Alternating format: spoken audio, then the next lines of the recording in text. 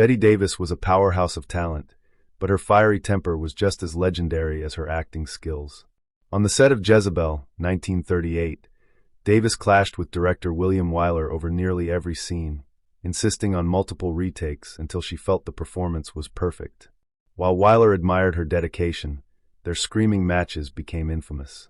However, her most notorious on-set meltdown happened while filming Whatever Happened to Baby Jane, 1962. Davis and her co-star, Joan Crawford, had a long-standing feud, and tensions boiled over during production. At one point, Davis allegedly kicked Crawford in the head during a scene, later claiming it was an accident. Crawford retaliated by secretly filling her costume with weights during a scene where Davis had to drag her across the floor, making it nearly impossible. The animosity reached a peak when Davis learned Crawford had secretly campaigned against her for an Oscar nomination. Davis, never one to back down, continued to throw barbed insults at Crawford, even after the film wrapped. Her dramatic outbursts and fierce commitment to her roles made Bette Davis both a Hollywood icon and one of the most difficult actresses to work with on set. Judy Garland's on-set meltdowns weren't just about diva behavior. They were the result of years of abuse, exhaustion, and addiction.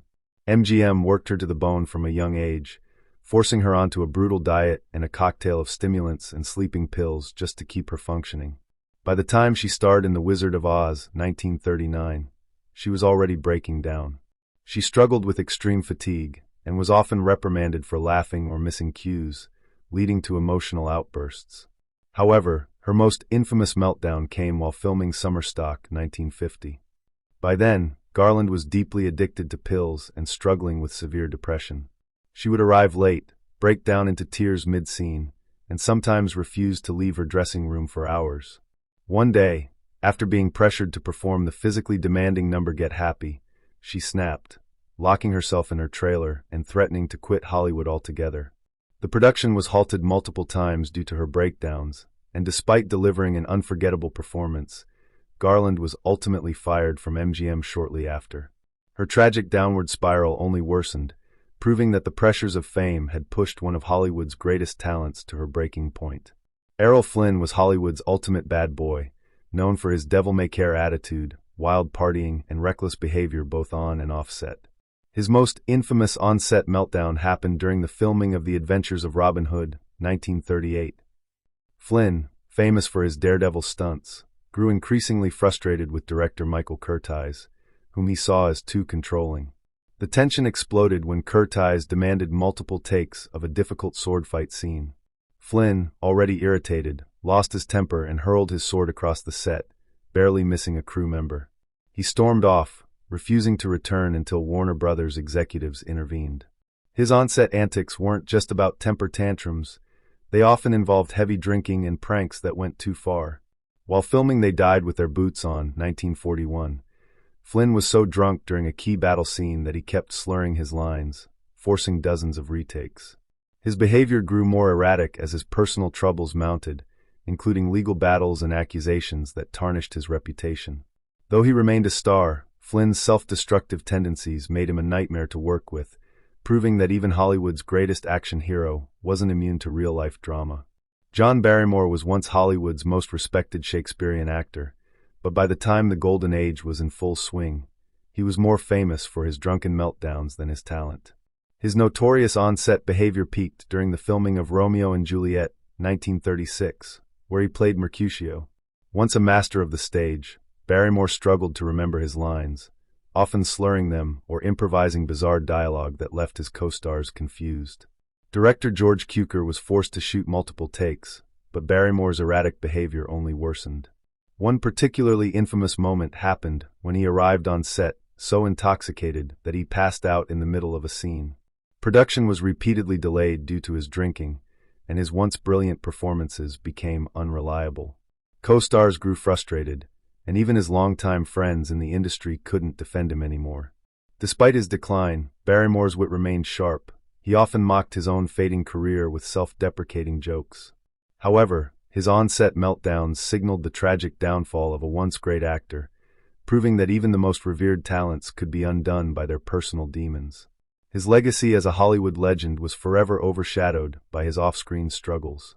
Montgomery Clift was one of Hollywood's most talented actors, but his perfectionism and inner turmoil often led to emotional breakdowns on set.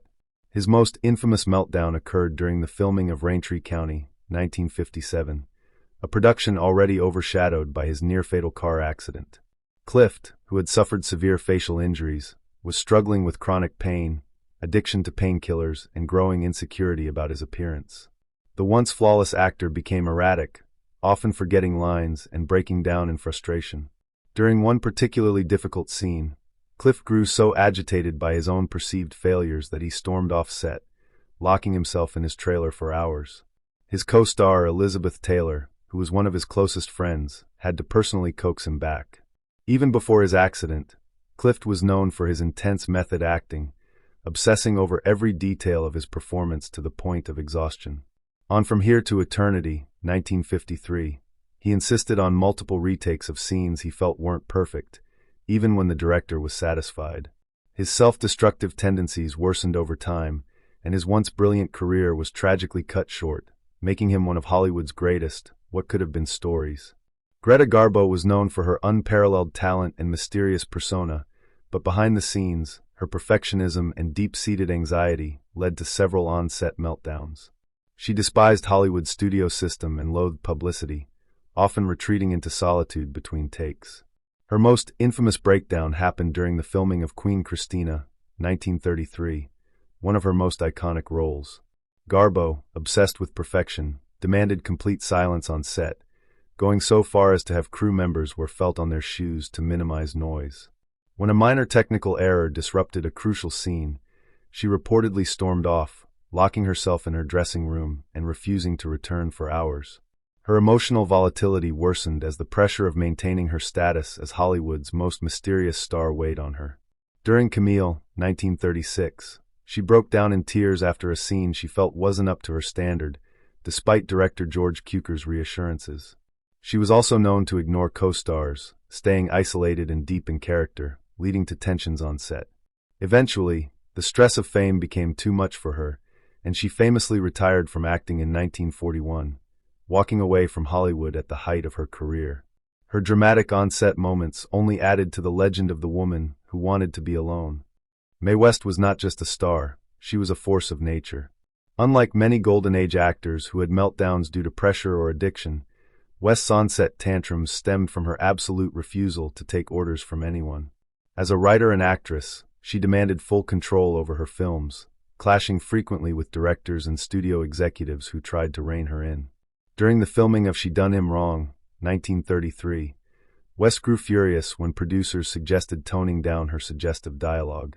She stormed off set, refusing to shoot until every single one of her risque one-liners was reinstated.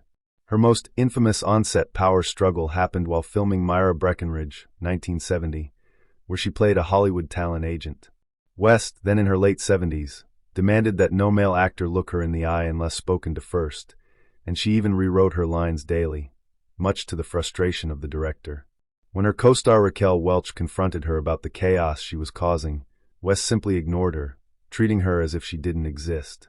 Though her diva antics caused plenty of headaches, no one could deny that Mae West played by her own rules, and got away with it.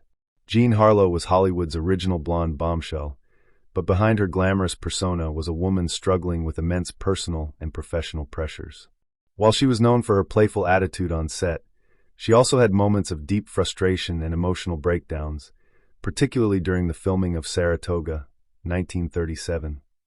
At the time, Harlow was battling serious health issues, but MGM executives pushed her to continue working despite her visible exhaustion.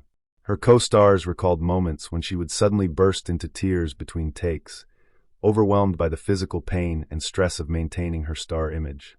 One of her most infamous on-set meltdowns occurred while filming Dinner at 8, 1933. She had a habit of giggling during serious scenes, frustrating director George Cukor. After multiple failed takes, he snapped at her, and Harlow, embarrassed and furious, stormed off set. Though she returned later, her confidence had been shaken, and she struggled to regain composure. Despite her struggles, she remained professional, pushing through her declining health until she could no longer stand. Tragically, Harlow passed away at just 26, leaving Hollywood mourning one of its brightest stars, whose on-set struggles were a heartbreaking sign of the toll fame had taken on her. Marlene Dietrich was the epitome of old Hollywood glamour, an enigmatic, fiercely independent star who demanded excellence in every aspect of her films. However, her perfectionism often led to explosive moments on set. During the filming of Destry Rides Again, 1939, Dietrich clashed with director George Marshall over her musical numbers. She insisted on multiple retakes, snapping at the crew whenever she felt the lighting or camera angles weren't flattering enough. At one point, after a heated argument over a scene's staging, she stormed off set, refusing to return until her demands were met. Her most infamous meltdown occurred while filming The Devil is a Woman, 1935, a film she considered her favorite. Dietrich was obsessive about her costumes and makeup, and when a wardrobe assistant accidentally damaged one of her elaborate dresses, she erupted into a furious tirade. Shooting was delayed for hours as she demanded the outfit be restored to perfection. Her intense commitment to detail made her a challenging actress to work with, but it also contributed to her legendary status. Though she was difficult on set, Dietrich's fierce dedication ensured that she remained one of the most iconic and unforgettable stars of the Golden Age. James Cagney was known for his intense performances and fiery temper both on and off the screen. While he was a consummate professional, he had little patience for incompetence, leading to some memorable on-set blow-ups. One of his most infamous meltdowns occurred while filming Angels with Dirty Faces, 1938. Director Michael Curtiz, known for his controlling nature, repeatedly asked for additional takes of a scene Cagney felt he had already nailed. Frustrated, Cagney slammed his fists on the table and stormed off set, refusing to continue until Curtiz agreed to move on. Another notable incident took place during the filming of The Public Enemy, 1931, the film that made him a star. In the famous grapefruit scene, where Cagney smashes a grapefruit into Mae Clark's face, she wasn't warned beforehand. Clark was so stunned that she nearly broke character, but the real tension came after the scene wrapped. Cagney allegedly got into a heated argument with the director over whether the moment was too harsh. Though known for his fiery personality, Cagney was also respected for standing up to studio executives who tried to control him. His on-set clashes only cemented his reputation as one of Hollywood's toughest and most uncompromising stars. Barbara Stanwyck was one of Hollywood's most professional and hard-working actresses, but even she had moments when the pressure of filmmaking pushed her to the edge. Unlike some of her contemporaries, Stanwyck wasn't known for diva behavior. Her meltdowns came from sheer frustration with directors, co-stars, and the grueling demands of the studio system. One of her most famous on-set clashes happened during the filming of Double Indemnity, 1944. Director Billy Wilder, a perfectionist, insisted on dozens of takes for key scenes, pushing Stanwyck to her limit. After one particularly exhausting session, she snapped, throwing her script to the ground and walking off set to cool down. Another tense moment occurred while filming Titanic, 1953. Stanwyck was dedicated to making her performance as realistic as possible, but the cold water used for the shipwreck scenes was unbearable. When the director insisted on multiple retakes, she lost her patience, angrily questioning why she had to suffer through such harsh conditions when alternatives were available. However, her professionalism always won out. She would return to set, deliver flawless performances, and move on without holding grudges. Though she had her fiery moments, Stanwyck's work ethic and resilience made her one of the most respected actresses in Hollywood. Marlon Brando was one of the most gifted actors of his generation, but his rebellious nature and disdain for authority often led to legendary on-set meltdowns. He was notorious for refusing to follow scripts, ignoring directors, and making impulsive acting choices that left co-stars and filmmakers frustrated. During the filming of A Streetcar Named Desire, 1951, Brando's method acting clashed with director Elia Kazan's precise vision. He would deliberately mumble lines, miss cues, and refuse to take direction, often storming off set when challenged. His intensity made for a mesmerizing performance, but his unpredictable behavior was a nightmare for the crew. His most infamous on-set antics occurred while filming Mutiny on the Bounty, 1962. By this point, Brando had fully embraced his difficult reputation, showing up late, demanding script rewrites, and deliberately ruining takes if he disagreed with the director's vision. At one point, after a heated argument with director Louis Milestone, Brando sat down and refused to act, holding up production for hours. The film went wildly over budget, and his tantrums became so unbearable that Hollywood producers grew hesitant to work with him. However, despite his legendary meltdowns, Brando's undeniable talent. If you enjoyed this video, please leave a like and comment. Also, consider subscribing and hitting the notification bell to be notified of our new videos each day. Thanks for watching.